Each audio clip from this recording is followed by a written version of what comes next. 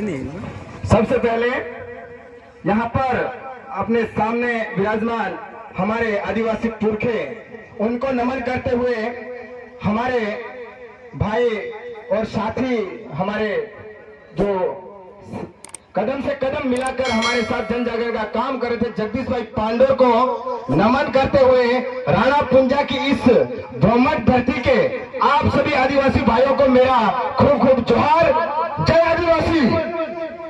तो यहाँ पर हमारे आदिवासी जो सामाजिक कार्यकर्ता है, उन्होंने बहुत सारी बातें आपको बता दी है, किस प्रकार से हमें लड़ना है, किस प्रकार से कार्य करना है और किस प्रकार से संगठित रहना है, वो सारी चीजें बताइए। फिर भी मैं एक आध चीज और उसमें जोड़ना चाहूंगा कि आप लोग संगठित कैसे रह सकते हो और कैसे नहीं रह सकते हो, उसके बहुत सारे कारण हैं, लेकिन हमें संगठित रहना है, उस चीज को पकड़ना है।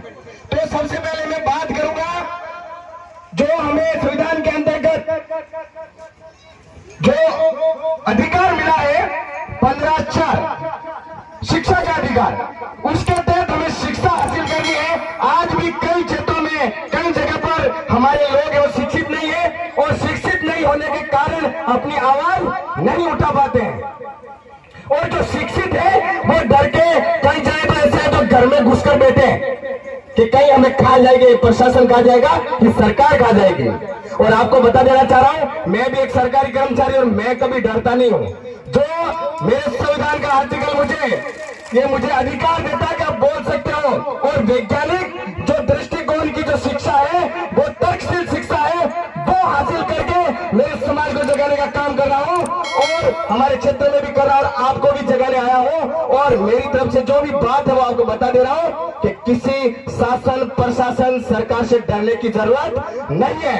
ये भाड़े की सरकारें हैं और इन भाड़े की सरकारों को अब की बार मन के अंदर ठान लो और अपना जो है ना, वहां जाके दबाते और पीटते से आवाज आती है, उस आवाज को इस बार बदलना है और उस अंगूठे का सही इस्तेमाल करना, उस वोट का सही इस्तेमाल करना है। और आपकी इस सामाजिक जाजम से, आदिवासी परिवार की जनप्रतिनिधि सिलेक्शन प्रणाली के माध्यम से आपकी आवाज उठाने वाला बंदा विधानसभा में जाना चाहिए, तभी जाके आपके जो फॉरेस्ट रिजर्व जो बन रहा है यहाँ पर वो रुकेगा। और उसी के अंतर्गत आप जो ग्राम सभा का पावर की हम बात करते हैं, लेकिन कहीं ना कहीं हमारे लोगों को दबाया जाता है। क्यों? क्योंकि हम बोलते नहीं है। क्यों नहीं बोलते?